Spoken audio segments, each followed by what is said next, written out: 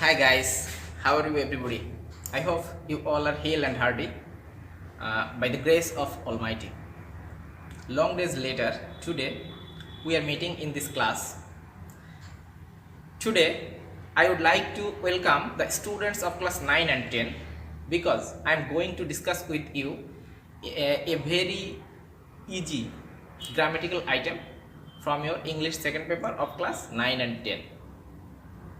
Though the grammars are a bit difficult to solve for the maximum students, but I think or I believe this item is such a item most of the students feel better to solve this item, and many students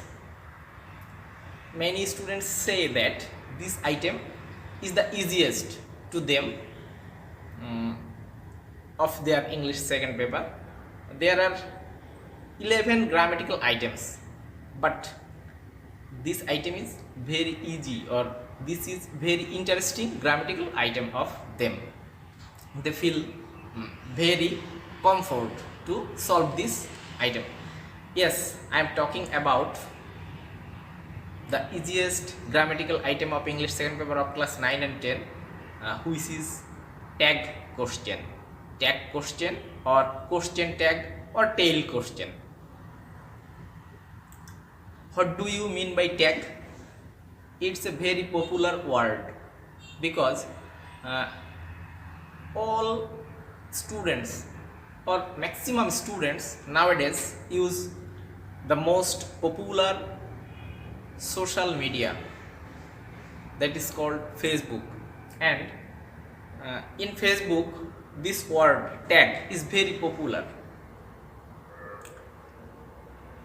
What is the meaning of tag? Tag means to add something. To add something, কোনো কিছু জুড়ে দেওয়া, tag অর্থ এরকম। তো কি জুড়ে দেওয়া? Tag question or question tag is a grammatical structure. In which a declarative statement or an imperative sentence or an exclamatory sentence is turned into a question.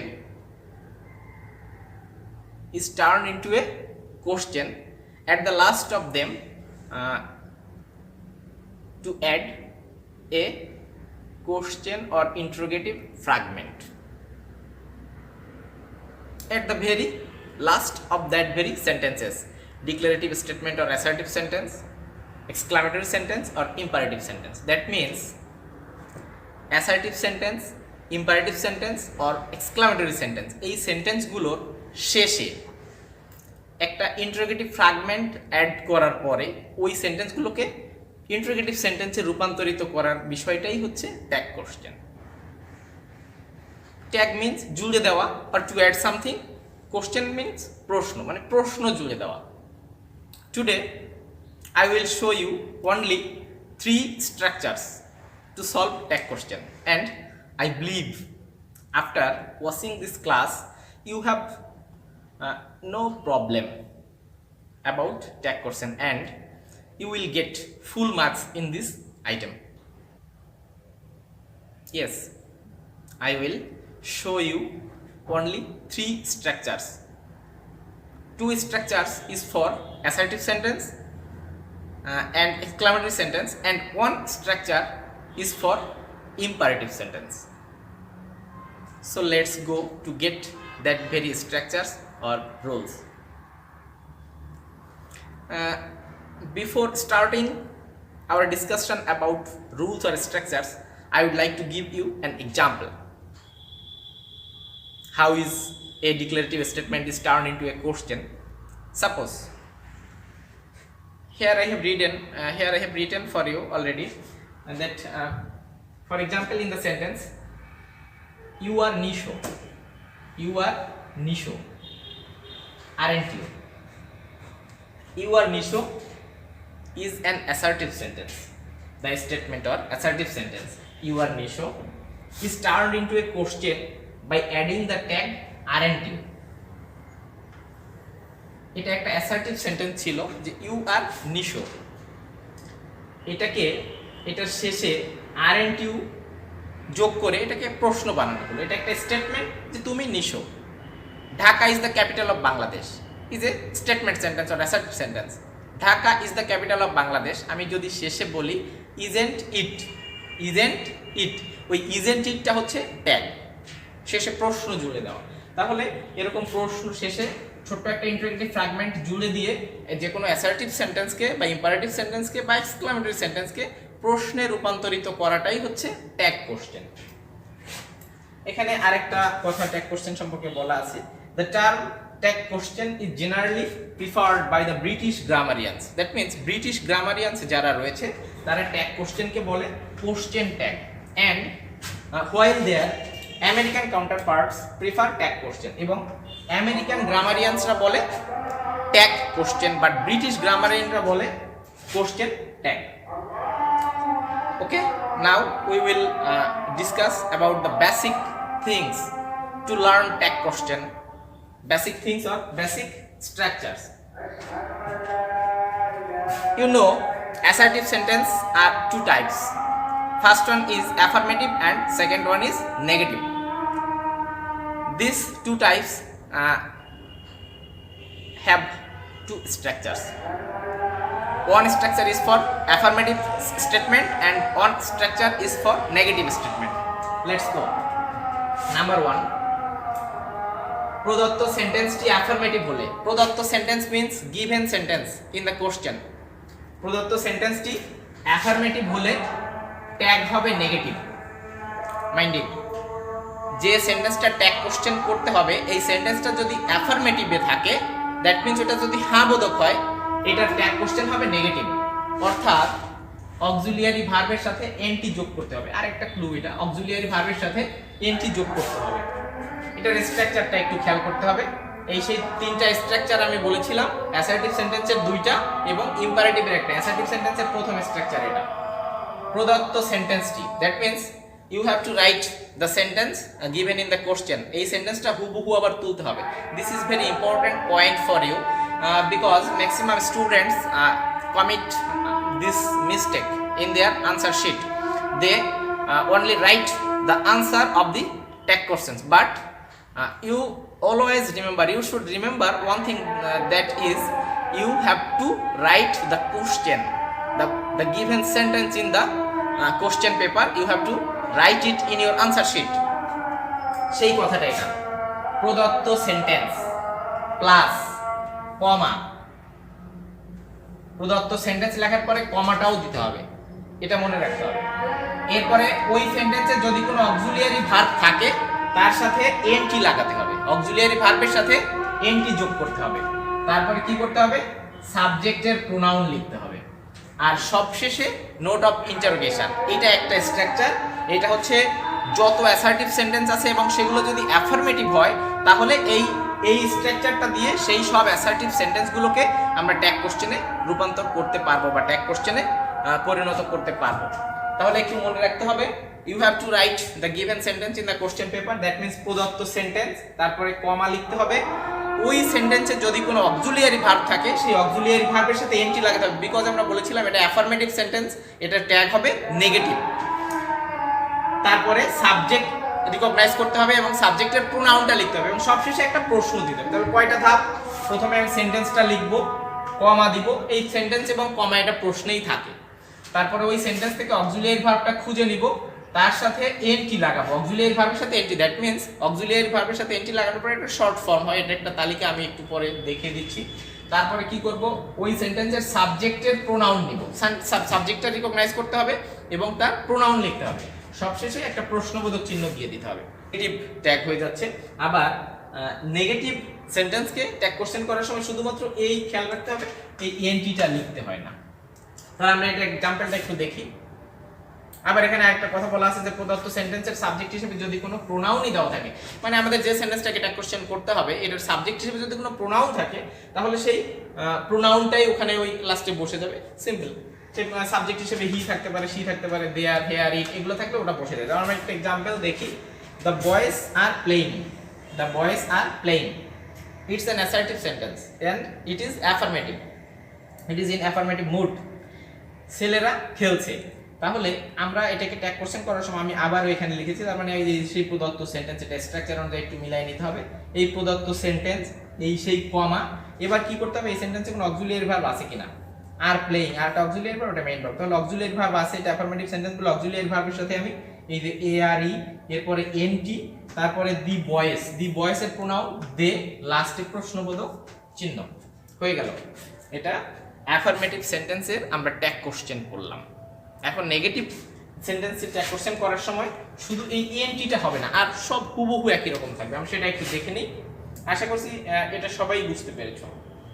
ওকে, এটা হচ্ছে প্রদত্ত সেন্টেন্সটি নেগেটিভ হলে, প্রদত্ত সেন্টেন্সটি নেগেটিভ হলে ট্যাগ হবে অ্যাফার্মেটিভ। তার মানে ওই এনটিটা হবে না, শুধু অক্সিলিয়ারি ভার্বের সাথে এনটি যুক্ত হবে না। এটা পয়েন্ট ছিল, বা this point should be remembered. Structure of tag question in negative sentence, এখানে বলা আছে সেই একই রকম, প্রদত্ত sentence plus comma plus auxiliary verb plus সাবজেক্টের pronoun plus not of interrogation. প্রদত্ত সেন্টেন্সের সাবজেক্ট হিসেবে যদি কোনো প্রোনাউন থাকে সে একই কথা। তাহলে আমরা একটু এক্সাম্পলটা দেখে নিই। They are not reading, they are not reading, তাহলে কি হচ্ছে, এটা নেগেটিভ স্টেটমেন্ট, এটা অ্যাসার্টিভ সেন্টেন্সের নেগেটিভ মুডে রয়েছে। তাহলে এটাকে আমরা ট্যাগ করব কিভাবে, এই নট আছে এই জন্য আমরা এনটিআর লাগাচ্ছি না, they are not reading, that means এই সেন্টেন্সটা আবার লিখলাম, কমা দিলাম, এই অক্সিলিয়ারি ভার্বটা নিলাম, আর দেটা প্রোনাউন আছে সেই প্রোনাউন হিসেবে এখানে লিখে দিলাম আর দে। যত রকম অ্যাসার্টিভ সেন্টেন্স রয়েছে সব অ্যাসার্টিভ সেন্টেন্স এই দুইটা স্ট্রাকচার ফলো করে ইউ ক্যান টার্ন ইনটু আর you can make a tag question. Okay, I hope you have got it. এখন আর কয়েকটা পয়েন্ট নিয়ে আমরা কথা বলবো, যে পয়েন্টগুলো হচ্ছে অ্যাসার্টিভ সেন্টেন্স দুই রকম, যে অ্যাফার্মেটিভ আর নেগেটিভ। এই অ্যাফার্মেটিভ নেগেটিভ আইডেন্টিফাই করার জন্য কয়েকটা ক্লু বলে দিব আমি, এগুলো ঠিক রুলস বলছি না, you should be remembered this points I am going to tell you. তাহলে আমরা অ্যাসার্টিভ সেন্টেন্সকে ট্যাগ কোশ্চেন করার দুইটা স্ট্রাকচার পেয়ে গেছি। প্রথমে আমার অ্যাসার্টিভ সেন্টেন্সকে আইডেন্টিফাই করতে হবে যে এটা অ্যাফার্মেটিভ মোডে আছে আর নেগেটিভ মোডে আছে, তারপরে আমি খুব সহজে ট্যাগ কোশ্চেন করতে পারবো। এখন আর কয়েকটা বিষয় আমরা খেয়াল করতে হবে, যে অ্যাফার্মেটিভ নেগেটিভ বের করার জন্য আমাকে কয়েকটা পয়েন্ট মনে রাখতে হবে, এবং সাবজেক্টটা রিকগনাইজ করে সাবজেক্টের প্রোনাউনটা বের করতে হবে। এই বিষয়গুলো একটু খেয়াল রাখতে হবে। যদি অক্সিলিয়ারি ভার্ব না থাকে তখন কি করতে হবে, এই বিষয়গুলো নিয়ে আমি আরেকটু কথা বলছি, তো অ্যাটেনটিভলি দেখতে হবে। ইংরেজিতে শুধুমাত্র নো এবং নট নেগেটিভ সেন্টেন্সের প্রতীক নয়, দ্যাট মিন্স নো এবং নট দেখে আমি অ্যাফার্মেটিভ নেগেটিভ আইডেন্টিফাই করতে পারবো না, মানে নেগেটিভ সেন্টেন্স আইডেন্টিফাই করতে পারছি না। একটা সেন্টেন্সে নো বা নটের উপস্থিতি নাই, তবুও সেটা নেগেটিভ হতে পারে, সেই বিষয়টা একটু দেখতে হবে। এছাড়াও কিছু শব্দ আছে যা কোনো সেন্টেন্সে থাকলে সেই সেন্টেন্সটিকে নেগেটিভ সেন্টেন্স ধরা হয় এবং তখন তার অ্যাফার্মেটিভ ট্যাগ করতে হয়। ভেরি ইম্পর্টেন্ট পয়েন্ট, যে আমি যে সেন্টেন্সটাকে ট্যাগ কোশ্চেন করতে যাচ্ছি or given sentence in the question paper, সেখানে ওই সেন্টেন্সে কোনো নো বা নট নাই, তাহলে কি ওটা অ্যাফার্মেটিভ হয়ে যাবে? নো। মনে রাখতে হবে নিম্নলিখিত ওয়ার্ডগুলি কোনো সেন্টেন্সে থাকলে ওই সেন্টেন্সকে নেগেটিভ সেন্টেন্স রূপে গণ্য করা হয়। তাহলে একটু দেখতে হবে, few, little, hardly, seldom, rare, scarcely, bit, never, barely, no sooner had, nobody, none, no one, nothing. এই ওয়ার্ডগুলো একটু মনে রাখতে হবে। যদি কোনো সেন্টেন্সে ফিউ, হার্ডলি, রেয়ার, স্কার্সলি, এরপর হচ্ছে bit, never, barely, no sooner had, nobody, none, no one, nothing, এগুলো যদি কোনো সেন্টেন্সে থাকে ওটাকে নেগেটিভ ধরতে হবে। একটু বেশি মনে রাখতে হবে এইগুলো আর কি। ওগুলো তুমি এই যে no one, none, no sooner had, nobody, এগুলো থাকলে তো সহজেই বুঝতে পারবো, বাট এইগুলো থাকলে বুঝতে পারবে না। এই জন্য এইগুলো খুব অ্যাটেন্টিভলি মনে রাখতে হবে। Few, little, hardly, seldom, rare, scarcely, bit, barely, never টেভার, এগুলো নেগেটিভ ওয়ার্ড, এটা আমরা আগে থেকেই জানি। তাহলে এই যেগুলো আমি চিহ্নিত করেছি, few, little, hardly, seldom, rare, scarcely, barely, এই ওয়ার্ডগুলো যদি কোনো সেন্টেন্সে থাকে সেই সেন্টেন্সটা না বোধক অর্থ প্রকাশ করে। তাহলে একটু দেখি, there is a little water in the pot, there is a little water in the pot, এটা ট্যাগ কোশ্চেন কি হবে? এই সেন্টেন্সটা নেগেটিভ, বিকজ এখানে লিটিল রয়েছে, কিন্তু নো বা নট নাই, কিন্তু লিটিল রয়েছে। এরকম little, few, hardly, rare, seldom এগুলো থাকলে নেগেটিভ হয়। তাহলে there is a little water in the pot মানে নাই বললেই চলে, বা খুবই সামান্য পানি রয়েছে পাত্রটিতে, এটা হবে ইজ দেয়ার। এখানে অক্সিলিয়ারি ভার্ব আছে এবং এটা প্রোনাউন ইজ দেয়ার। ওকে, আরেকটা দেখি, my friend seldom visits me, my friend seldom visits me, seldom আছে, সেলডমের উপস্থিতি যদি কোনো সেন্টেন্সে থাকে সে সেন্টেন্সটা হবে নেগেটিভ। তাহলে এটা কি হচ্ছে, এখানে কোনো অক্সিলিয়ারি ভার্ব নাই, এখানে কোনো অক্সিলিয়ারি ভার্ব নাই, এখানে মূল ভার্বের রূপ দেখে আমাকে অক্সিলিয়ারি ভার্ব নিতে হবে। এই বিষয়টা আমরা আগে থেকেই সবাই জানি। যদি কোনো সেন্টেন্স থেকে আমাদের অক্সিলিয়ারি ভার্ব দরকার হয়, যদি অক্সিলিয়ারি ভার্ব না থাকে নরমালি, তাহলে আমরা মূল ভার্বের রূপ দেখে অক্সিলিয়ারি ভার্বটা নিই। এটা সবাই জানি আমরা, যে মূল ভার্বটা প্রেজেন্ট ফর্মে থাকলে we have to take auxiliary verb do. মূল ভার্বটা পাস্ট ফর্মে থাকলে আমাদের নিতে হয় ডিড, বাট মূল ভার্বের সাথে যদি এস বা ইএস থাকে তাহলে আমাদের অক্সিলিয়ারি ভার্ব হিসেবে নিতে হয় ওখান থেকে ডাজ। তাহলে এখানে মূল ভার্বের সাথে এস বা ইএস আছে, এটা আমরা একটু দেখে নিই। My friend, third person singular subject, present টেন্সে মূল ভার্বের সাথে এস বা ইএস যোগ হয়েছে। তাহলে এই এস এর কারণে আমাদের অক্সিলিয়ারি ভার্ব নিতে হবে ডাজ। সেলডমের কারণে এটা নেগেটিভ বলে আমি ডাজের সাথে এনটি ব্যবহার করছি না। তাহলে ডাজ মাই ফ্রেন্ডের প্রোনাউন কি হবে? হি। আমার মনে হয় এ পর্যন্ত সবাই বুঝতে পেরেছো। এই ছকের মাধ্যমে দেখানো হয়েছে যে শর্ট ফর্মগুলো, এখানে কিছু বিষয়, 2-3টা বিষয় আমি এখানে হ্যাশ চিহ্ন দিয়ে রেখেছি, 1টা 2টা 3টা। এই 3টা বিষয় একটু মনে রাখতে হবে। আমরা অক্সিলিয়ারি ভার্বগুলোর সাথে এনটি লাগায়ে এটাকে বা এনটি যোগ করে এটাকে শর্ট ফর্ম বানাতে পারি, কিন্তু 3টা জিনিস একটু ভিন্ন হয়। যেমন অ্যাম নট, এটার শর্ট ফর্ম হবে এইন্ট অথবা আরএন্ট, এটা মনে রাখতে হবে। অ্যাম নটটা অ্যামেন্ট হবে না কখনো। অ্যাম নটের শর্ট ফর্ম এইন্ট বা আরএন্ট। একই রকম ভাবে শ্যাল নট এর শর্ট ফর্ম হচ্ছে শ্যান্ট, SHANT, শ্যালেন্ট কখনো হবে না। উইল নটটা হবে ওন। এই 3টা জিনিস একটু মনে রাখতে হবে শর্ট ফর্মগুলো। আর সবগুলো জাস্ট যত রকম অক্সিলিয়ারি ভার্ব আছে তার সাথে এন অ্যাপোস্ট্রফি টি লাগাই দিয়ে আমরা যে শর্ট ফর্ম বানাতে পারবো। তাহলে এইটা আজকের ক্লাসটা এই পর্যন্তই। অ্যাসার্টিভ সেন্টেন্স নিয়ে আমরা ট্যাগ কোশ্চেন সম্পর্কে বা ট্যাগ কোশ্চেন করার নিয়ম সম্পর্কে আলোচনা করলাম। ট্যাগ কোশ্চেনের পরে আমি আর 1টা বা 2টো ক্লাস নিব আর একটু ইজি করার জন্য। তারপরে আমরা যখন প্র্যাকটিসে যাব, প্র্যাকটিস ক্লাসটায় কিছু ব্যতিক্রম বা এক্সেপশনাল সেন্টেন্স ওখানে আমরা ট্যাগ কোশ্চেন করব। তখন আমি আশা করি যে একদম ট্যাগ কোশ্চেনের এই কনসেপশনটা একদম ক্লিয়ার হয়ে যাবে। তাহলে পরবর্তী ক্লাস পর্যন্ত ভালো থাকো, দেখা হবে ট্যাগ কোশ্চেনের পার্ট 2 ক্লাসে। ওকে, বাই বাই।